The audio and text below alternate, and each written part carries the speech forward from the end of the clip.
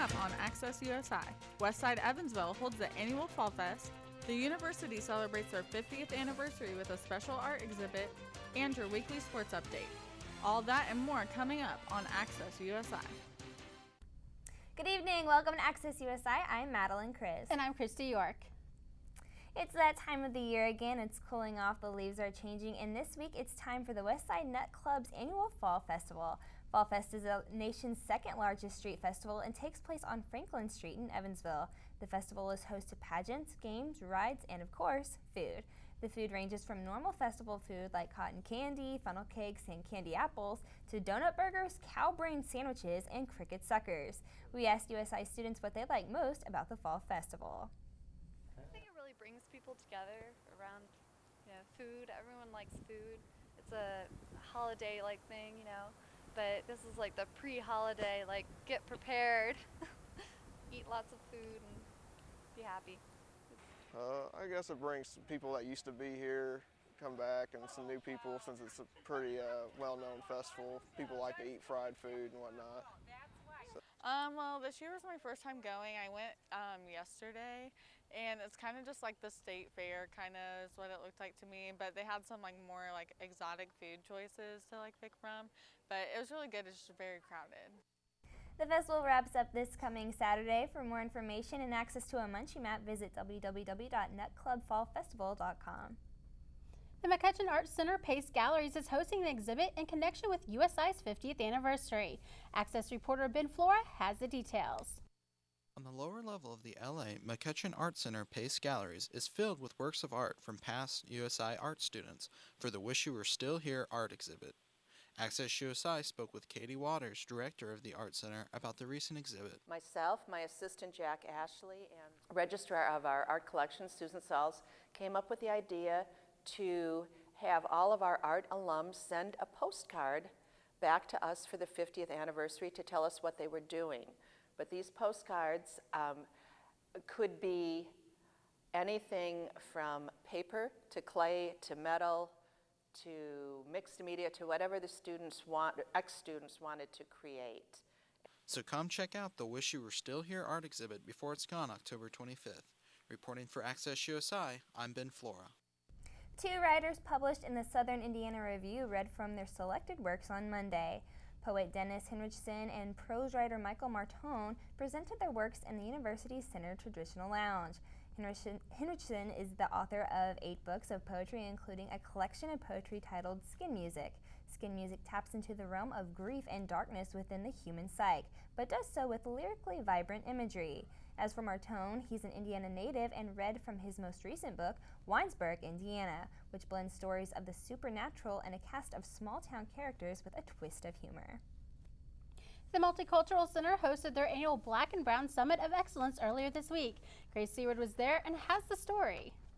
On Friday, USI hosted the Black and Brown Summit of Excellence in Carter Hall. Chelsea Brown, the Senior Administrative Assistant for the Multicultural Center, explains that the inclusive event helps students persevere through college and be successful after graduation.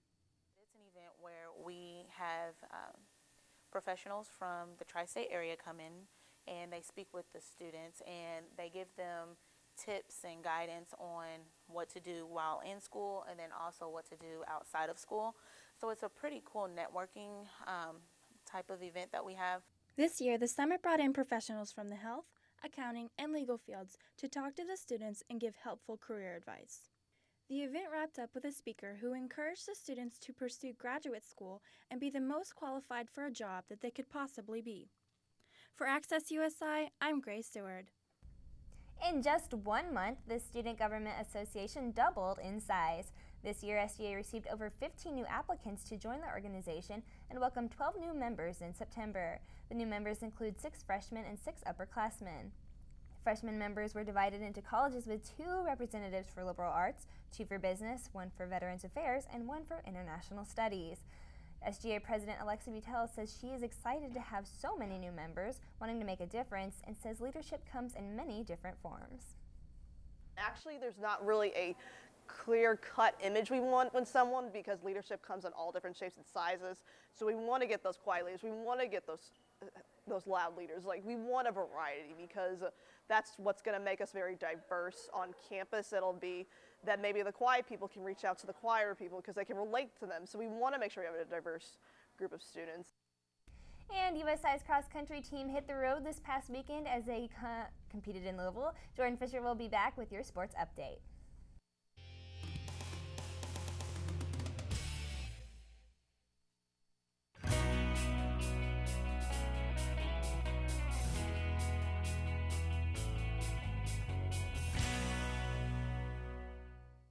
Newman Catholic Club is a great way to get involved at USI. NCC aims to assist students in continuing their religious journey throughout their college career.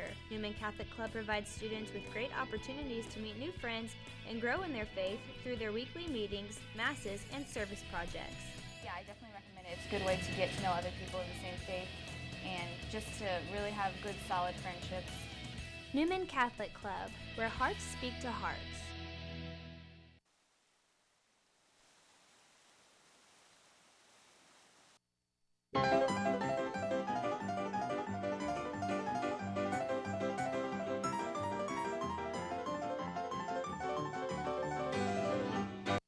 Welcome back to Access USI. I'm Jordan Fisher, and here's your sports update.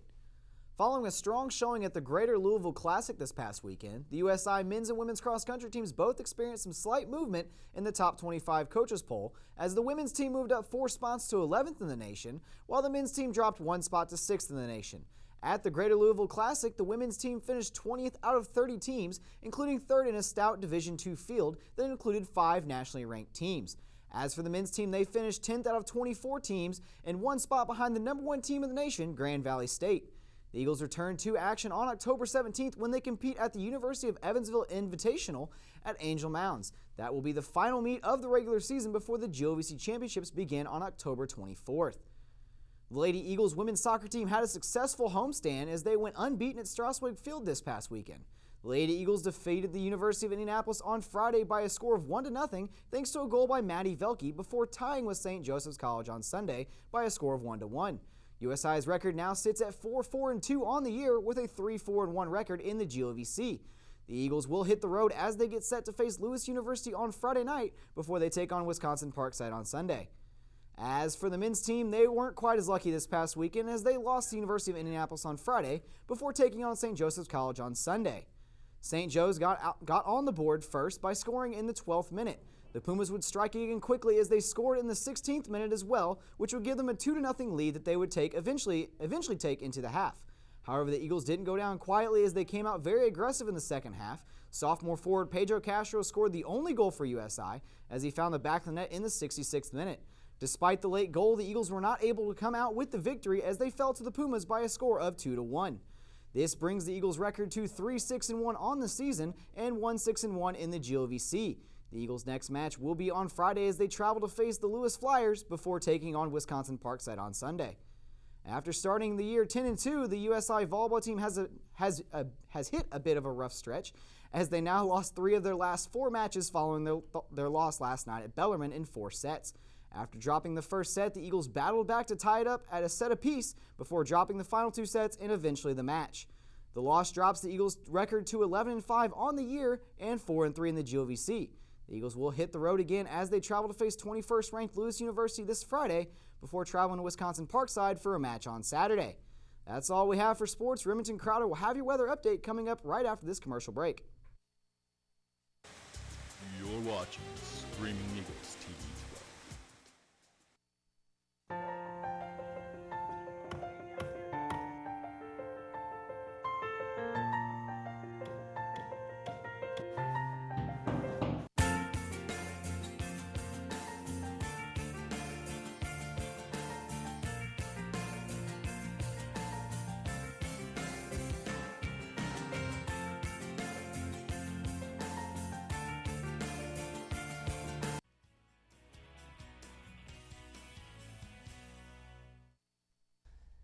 Welcome back to Access this Wednesday evening, everyone. Another nice day here in Evansville, so let's just get right to it. 82 the high today at the airport, 60 the morning low, and no precipitation to report of today.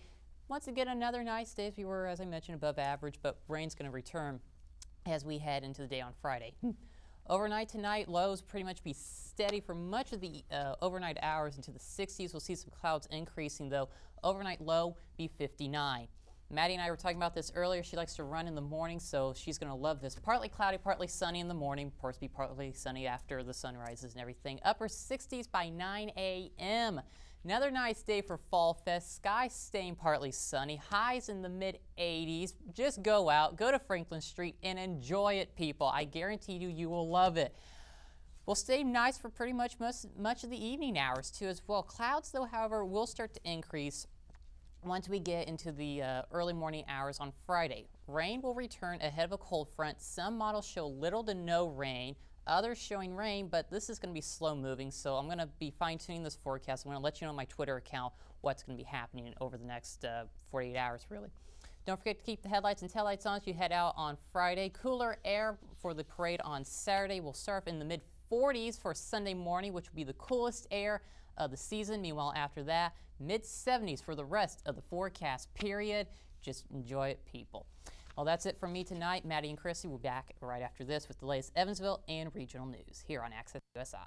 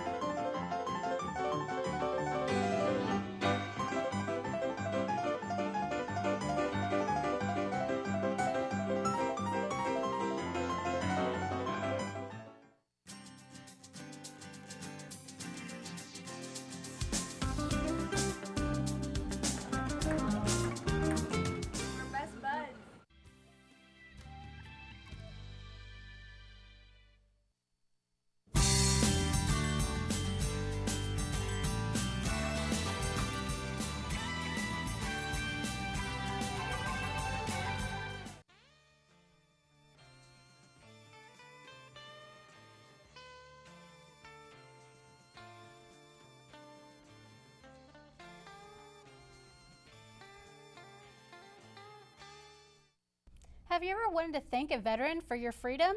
Now's your chance. Honor Flight of Southern Indiana is getting ready to take flight again on October 24th, and they're asking for your help. That evening, they'll be returning to Evansville Regional Airport with 70 Hoosier veterans from World War II after a long day visiting Washington, D.C., where they'll visit the war memorials as well as other historical sites. On their flight back, each veteran will receive a letter or letters from the people around the community thanking them for their service. That's where you come in. If you'd like to help write a letter of thanks, this is what you need to know. The deadline for all submissions is next week on October 16th. You can submit your letter or card by dropping it off at the Evansville Regional Airport Monday through Friday from 9 a.m. to 4 p.m.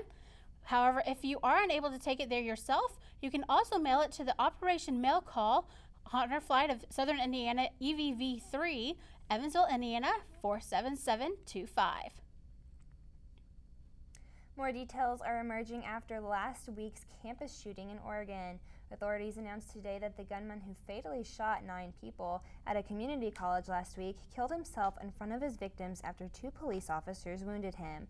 When detectives spotted Christopher Harper Mercer in a doorway of a campus building, he fired at them, and the officers quickly returned fire. The killer went back inside and shot himself in a classroom where many of his victims lay dead and wounded. The statement was the authorities' most detailed account yet of the gunman's death.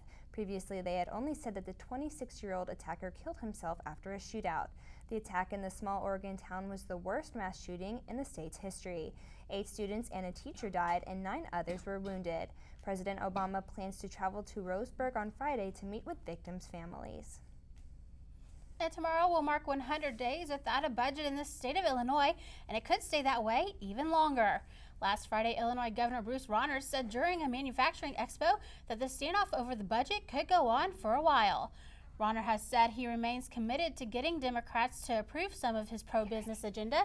Meanwhile, those from the Democratic Party say they oppose the governor's agenda because it hurts vulnerable residents and the middle class.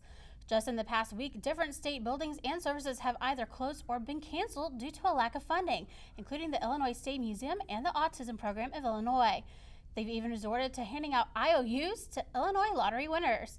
Secretary of State Jesse White announced that power at the Capitol building and other government offices could also be turned off in the next couple of weeks because Secretary White's office cannot make any more payments.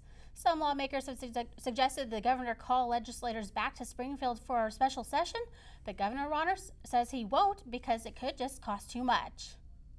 Well, it's time for some good news. As we all know, USI's fall break is coming up on Monday and Tuesday, and we asked students what their plans are for the break.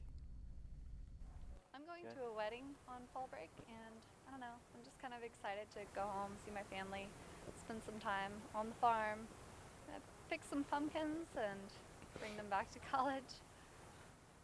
I am probably just going to hang out with my friends and try to relax, maybe get some work done I need to catch up on.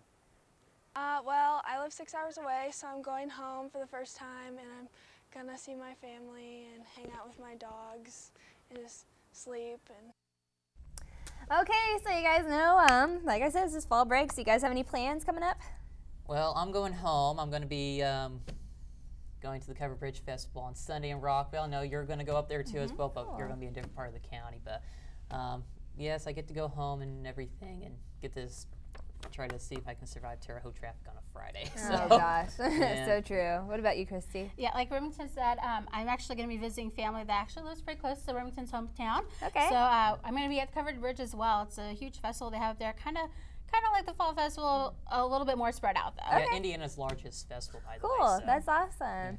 I'm actually turning 22 on Sunday, so I will be at home celebrating my birthday. You'll be feeling 22? With friends and yes, I will be feeling 22. So I'll be with friends and family, just having a good time and just getting to have some fun. So what about you? I'm going to be like that guy with the shades and just kind of hang out here, get some work done. Chill out. Got Basketball Media Day coming up on Tuesday. Pretty excited about that. Be first time covering that. So really looking forward to some time off, really. Yeah. Just a little bit of a break It's from that the whole time of the year. semester. We all need that. 2 days. It's only 2 days, but we need it. Yeah, we all need to get away from each other. Definitely. So well, that's all we have for tonight. Tune in next Wednesday at 9 for your latest USI news. I am Madeline Chris. I'm Christy York. I'm Jordan Fisher. And I'm Remington Crowder. Have a wonderful rest of your week.